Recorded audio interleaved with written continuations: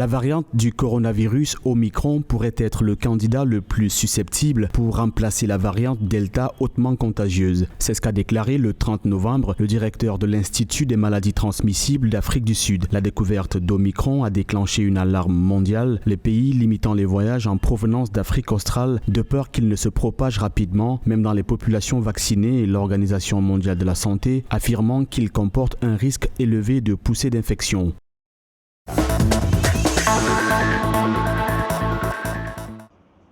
Tous les voyageurs entrant au Zimbabwe, y compris les résidents de retour, devront subir une quarantaine obligatoire de 14 jours. Annonce faite le 30 novembre par le président Emmerson Mnangagwa. Le chef de l'État a déclaré que le Zimbabwe était confronté à un risque supplémentaire qui aggrave le fardeau auquel le pays est déjà confronté. Avec effet immédiat, tous les résidents et visiteurs de retour subiront des tests PCR et une quarantaine à leurs propres frais. Les heures de couvre-feu sont passées de 21h à 6h du matin.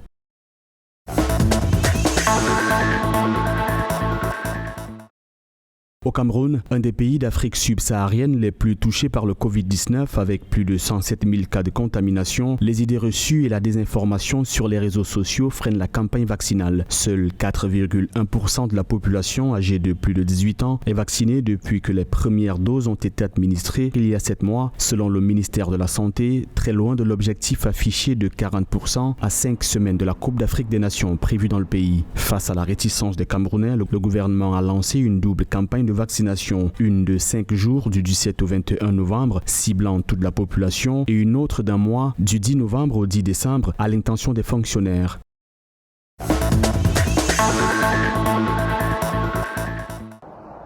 Le Maroc a décidé de suspendre tous les vols commerciaux pendant 15 jours. Bien que les indicateurs sanitaires soient au vert et ceux du tourisme au rouge, Rabat poursuit ainsi sa stratégie du principe de précaution maximale contre le Covid-19. Face à la menace d'une 5e vague de coronavirus et pour se protéger du nouveau variant Omicron, le Royaume a choisi de se barricader en fermant l'ensemble de ses frontières aériennes et maritimes et en suspendant toute liaison internationale dans les deux sens en provenance et à destination du pays depuis le 29 novembre à 23h59. C'est l'un des premiers pays au monde à avoir pris une telle mesure avant le Japon et Israël.